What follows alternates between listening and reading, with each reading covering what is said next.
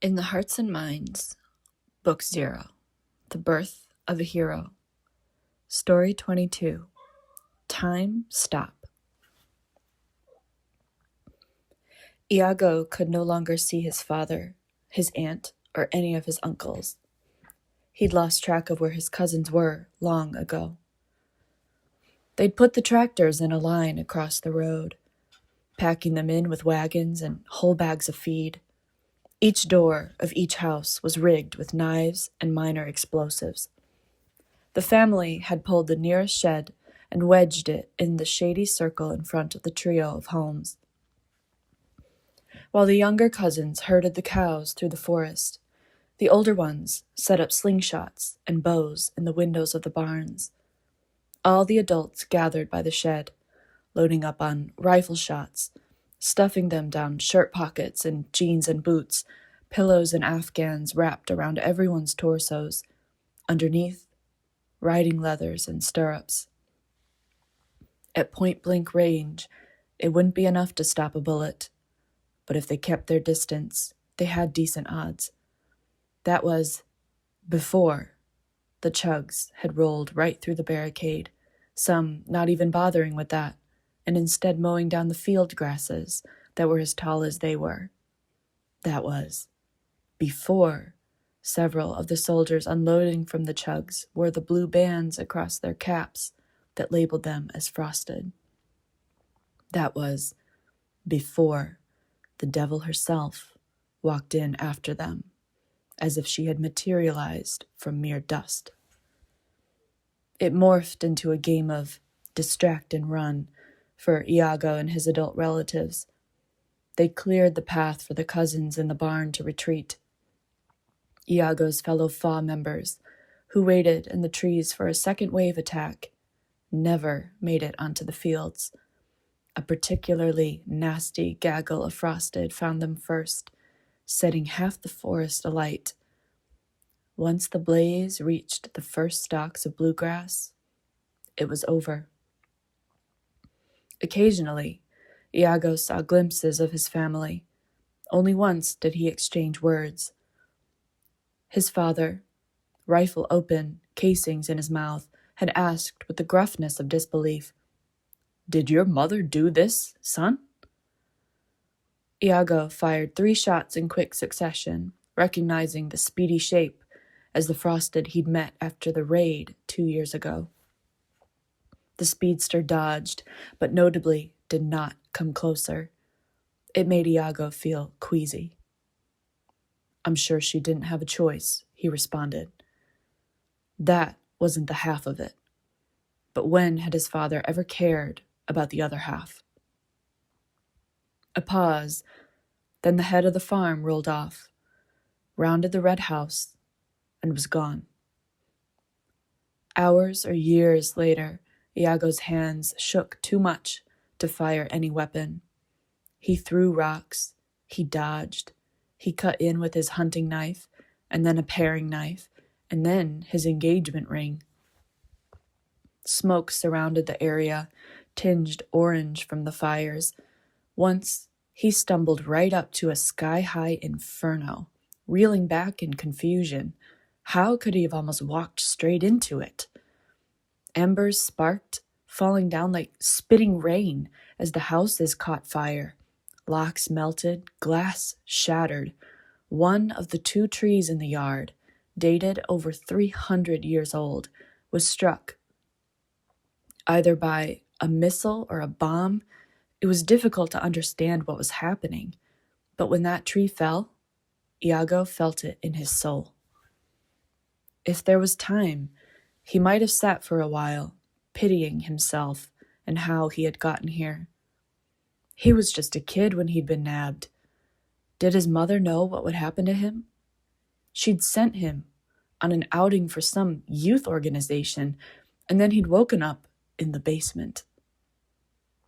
She hadn't seemed surprised when he'd barely managed to stumble back to their luxury condo several months later, scared of the world, yes, but now also scared of himself. Either way, he'd been forcefully steeped as a 16-year-old dumbass. He'd run away from home because everything felt wrong and everything hurt, and that was how Flora had found him. She'd coaxed him like a savage creature. He probably was one back then, wasn't he? It hadn't been a choice to join the resistance. At first, he didn't even know what he was resisting. His name was Iago. He was born under a rotten flag. His younger cousins all had names like Marble, Suga, or Toffee. He was one of the last to be born before the law changed, before Truvia declared victory, seceding from the Fromaggian kingdom. The transition was so close at hand that Iago didn't have any memories or impressions of life before the blue and gold flag hung outside his window. So when he was picked up by the leader of Flavors Around the World, taken to paradise, and shown off to a whole group of people with vengeance written upon their faces, he hadn't understood. They'd tried to tell him, "You escaped. They will kill you if they find you." He'd replied, "The Frosted were forgiven, weren't they?" This, like he hadn't been artificially created. This, like he had any idea what he was talking about. It wasn't until he'd been sent to the black site called the Tupper, where they kept all Frosted soldiers, that it finally sank in how much danger he was in for escaping the basement alive. He'd seen one Frosted sitting down to eat go haywire, randomly, unexplained. None of the other Frosted even reacted. But a soldier lining the walls, just like Iago's cover job, had walked straight up to that soul and shot them. Just like that. And Iago realized forgiveness was a bullet to the head. Why else would there be guards stationed to watch only the Frosted soldiers? Why else was he the only Frosted in the resistance? Because none of the others had managed to escape. It finally made sense, just in time for him to lose it all. The need for vengeance, the need to bring justice to those who had torn down paradise, clawed in his chest like a need. Like air, it was just as crucial to his survival. They'd retreated, sure, but as long as they stood resolute, they could always come back. Iago wouldn't make Flora's mistakes. He wouldn't allow anyone unvetted into paradise. He wouldn't cause minor skirmishes and steal tiny shipments of supplies. Iago would take this fight to the president. Or at least, that was his plan.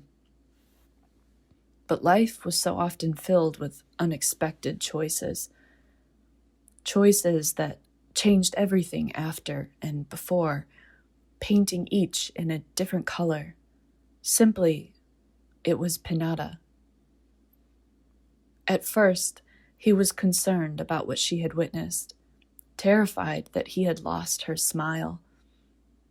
She receded into a dark place that didn't want him to touch her or walk too loudly when in the same room together.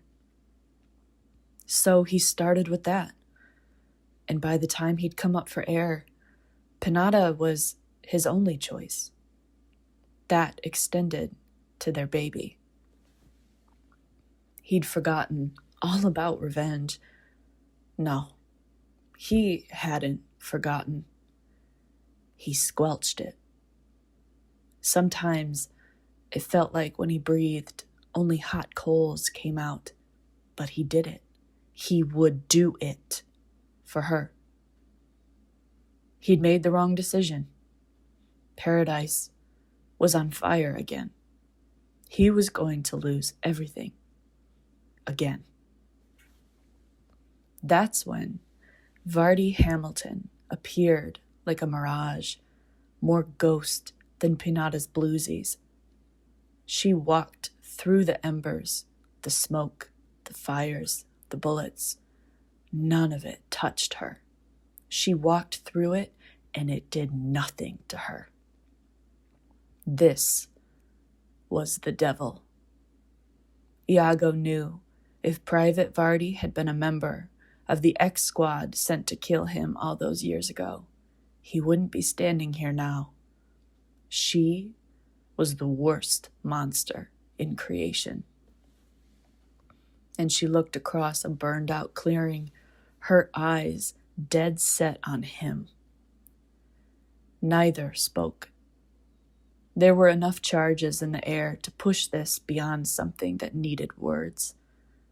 Iago balled his fists, his ring cutting painfully into his fingers and palm. He had certainly broken one or two of the bones. Something blue and hobbled blipped into sight, and Iago whirled. He saw her before she saw him. No. Pinata ran blindly through the smoke, hands covering her eyes and mouth. Iago knew she ran by trust alone, trust in him and trust in, "Why did you bring her here?" he demanded of the circle of ghosts. Now that Pinata was close by, he could see them too, part of their bond, part of what Nadi had so adamantly tried to warn him about, rambling about family lineages and ghosts stuck on bike racks. "You should have led her away." "She wanted to come to you," the one they called Fizz said, their voice neither here nor there, though they stood like a pensive statue amidst the chaos. "We agreed." "Why would you agree?" he began, stressed, when Vardy Hamilton walked straight into two bluesies. Rather than dissolving into mist and reforming once the living person passed through them like normal, these bluesies popped. Or perhaps it was a blink. For one moment, there they were, and the next, they were gone. Iago blinked several more times, theories spinning in wild webs. One, he was too far away from Pinata. Two, her power had worn off of him. It had been a long while since they'd made love. Perhaps they needed to do it regularly for her powers to leach onto him. But then he heard a shriek, and he knew it had been real. "What did you do?" Pinata gasped. Iago felt dread sink low, low, low. "Where did they go? Answer me!"